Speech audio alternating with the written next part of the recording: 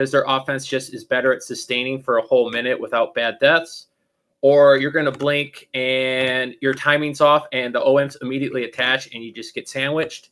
So sometimes your goal really should just be to get TD on the SL, force them outside, make the OMs attach, waste geysers as they attach, because at that point you're really denying them 200 energy for every energizer that they use.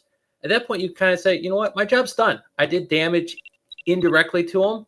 I'm still alive, keeping my defense up. That's the way really on defense. On offense as an SL, it's trickier because typically as an SL, you're the anchor. You're supposed to be up 100%. If anything, you're defending yourself against medic teleport beacons more than actually using them. But at certain bases, especially once you can kind of gauge after a couple runs, hey, the enemy medic likes to stand in these positions. If you put a TB at, let's say, D7 behind the door, right as they come in, if the medic's in the corner but all the DMs are out front, you can blink on the medic and win that 1v1 or at least panic them, and you basically get your offensive free push right up to the flag room. At A7, it's kind of by the boxes if the medic plays up. It's really a mental battle, kind of saying, hey, I'm capable of doing this.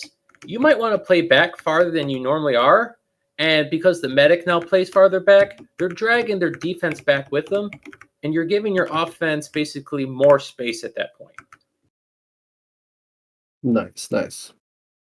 So how impactful to the overall game are blinks, do you guys believe? Incredibly. If without blinks as a medic, you don't put pressure on the enemy SL whatsoever.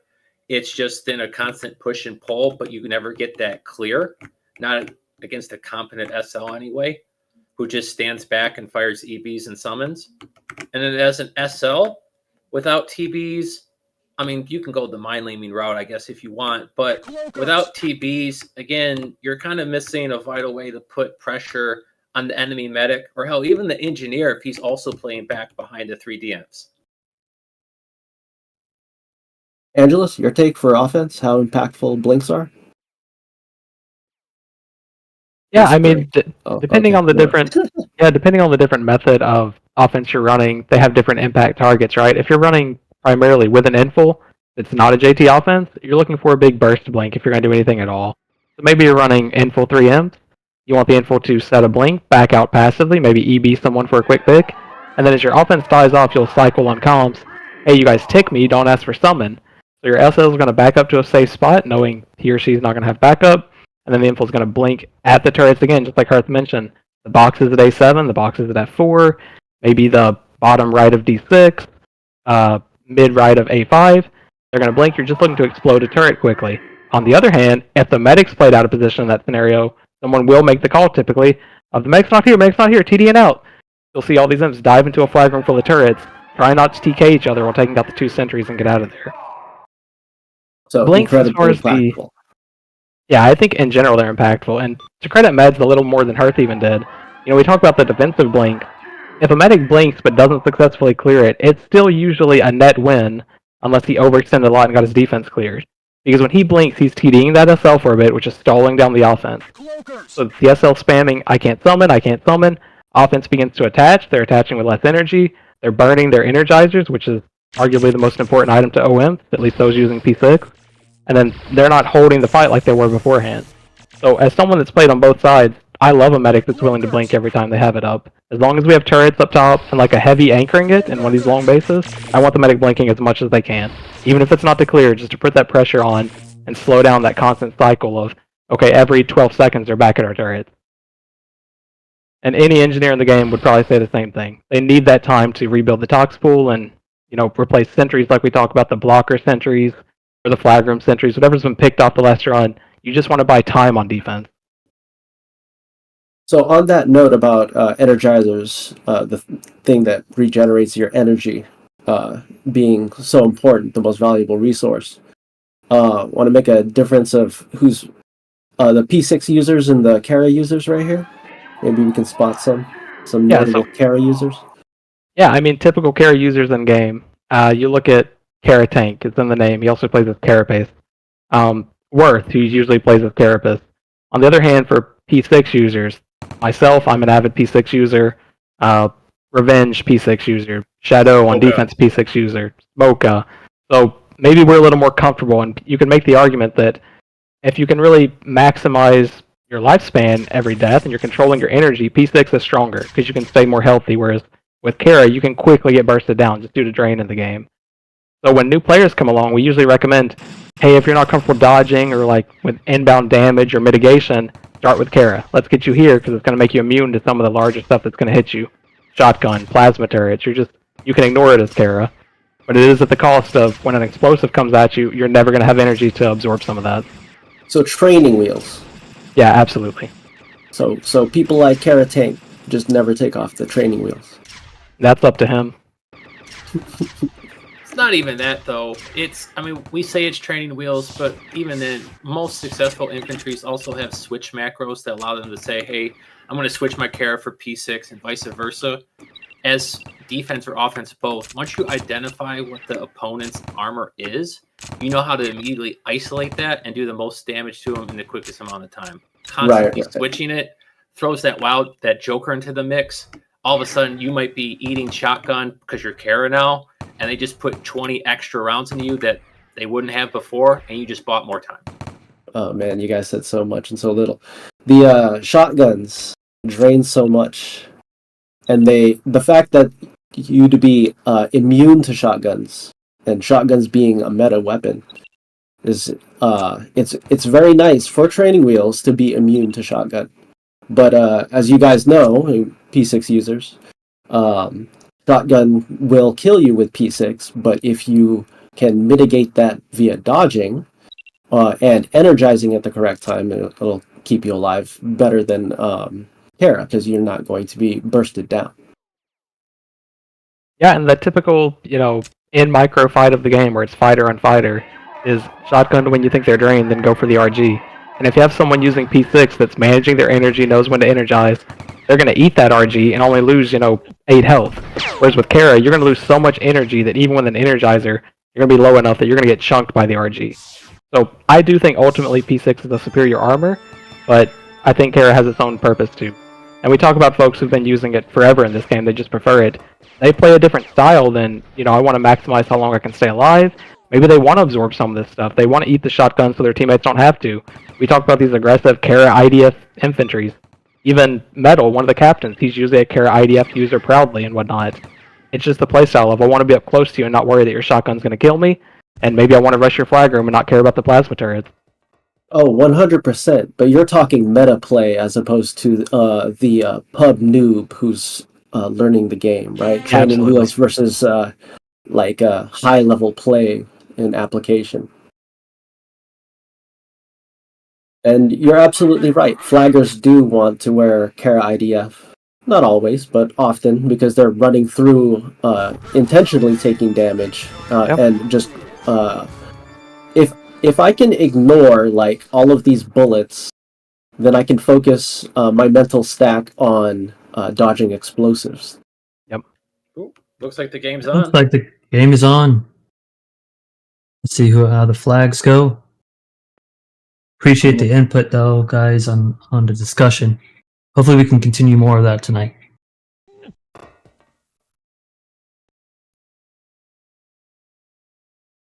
All right, so 2-1. Yeah, Decker's team again taking collective, so we're expecting them to set up the base the same way. They're going to take A7. It looks like Power's in, Sabotage is in spec right now. I think that's the only difference I recall from the last game so far. Looks like there's a flag advantage so far, 4-1.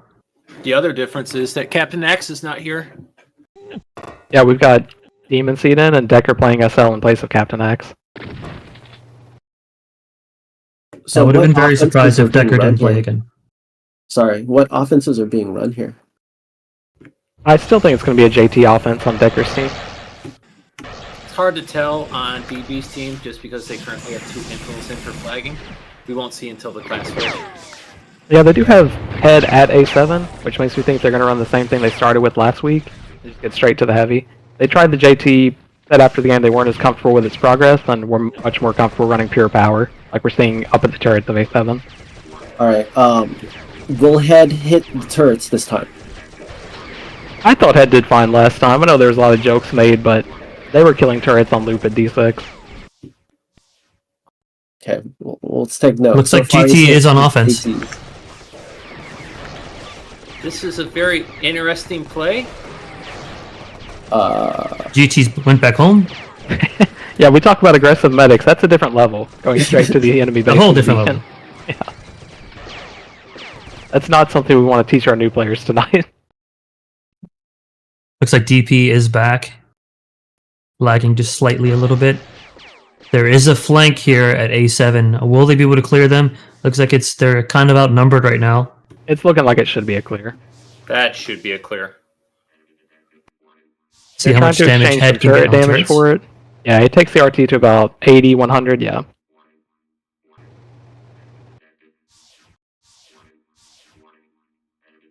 Switching our focus over to D7 since there will probably be a swing. We'll see if there is one. And they've got Flared Info again paired up with Chucky after some quick success last game. That Disruptor Splice did hit Nos, the new DM on this team. So, what kind of offense would you prefer to run at D7? I think for the most part, if you're running with a JT, you're looking for a flag room rushing offense, whether it's with your 3 imps or an info. Just because of the way the bounce layouts work for the JTs, it's easy enough to get in and around the flag room while mitigating turret damage. So, I talked about it before. When you progress through the base, it's not about killing people. It's about mitigating the damage you take and reserving reps where possible. Decker with a TB blink. Yeah, they're behind them all. I'm not sure if they realize it. Doesn't look like it's going to be in time. No, I hope they stick with the JT offense at D7 because, at least speaking as a medic, when you're up against a JT D7, it's much harder. You have a lot less moments to actually successfully trank or stun the JT because for the most part, he comes down once the door's open, and after 2 seconds, if that, he's already in your flag. Yeah, it's a very tight space there. If you're staying on the left side of the base and just rushing the flag room, you're taking no turret damage threat until you get to the flag room. Whereas like we saw at F4, there's that long hallway right before the flag room where you're essentially dodging the turrets or fighting the turrets. You can essentially bypass that with a JT offense at D6. So you would say this is your traditional JT offense versus your traditional 3 inf defense at D7? Yeah. Right now, he's out. Yep, there's no TD there. Gone. Exactly how a JT offense was supposed to be explosive. In the blink of an eye, he's out. Now, do they have an SL up? I believe their SL is DP, who's just died outside. Yeah, they've got GT out there Salvi's kind of there. anchoring. ZMN comes back in the game after subbing out for a little bit. ZMN's the info on PTT. This offense is proven to be really powerful so far, and Chucky's still up there with a flag trying to pick off some people. Let's see how this 10-man goes here at A7. Will ZMN be an impactful player? You know, we talked about holding space before, and A7's a perfect 10-man example of holding space. Decker's team owns that hallway right now. They've got giant numbers in the hallway. It looks like 4 fighters in the hallway to the 2 on the other team. If they can't progress up to the choke, the game's over before it even gets to 30 seconds. Exactly, and it's not looking very good right now. No. It's disorganized. They're not making any kills. They're not grouping. Barring any other setback, this one should be over as well. It's too much They have space taken up one by the more defenders. Push, but under normal circumstances, they would need to be up at the boxes before they'd be able to make that push in this time frame. Exactly. Yeah, it's a really good job by Decker's team of getting down there on the 10-man, and we see that in the mixed community all the time. Like, don't sit back by the turrets, get down if you have numbers. And in 2 games now, we've seen this team pull it off successfully. That was a very quick match in 6 minutes. As CBC, if I have that correctly, Decker's team takes the win. Very impressive win. All right. MVP opinions on that quick match? For me, I would go with Chucky. Yeah, that one was so quick, I think I'd go with Chucky by default. Yeah, I don't got in the flag room give it just to like we anybody else. described. Are there any other JT offenses for this league?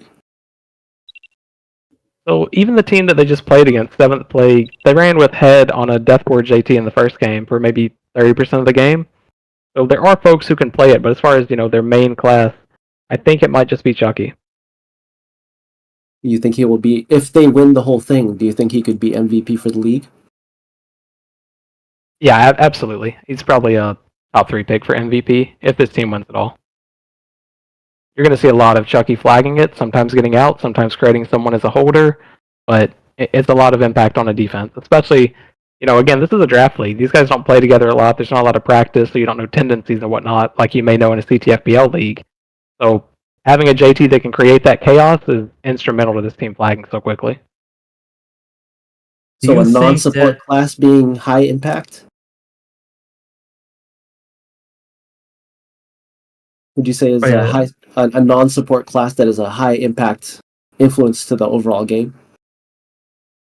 Yeah, I think most classes can be giant impact in the game. There's not one class where you look at it, it's like, well, they have a small ceiling, they can't make a big difference. You could argue infantry, the frontline people who are fighting in between the lines don't have that huge burst impact. On the other hand, if an infantry himself wins a 1 versus 2 battle, it can turn a base around. Where, oh, you thought we were clear? No, I killed both of you, we're deep. So I think it's more of a player potential thing than it is a class potential thing. How well people can play their roles? Yeah, that's fair.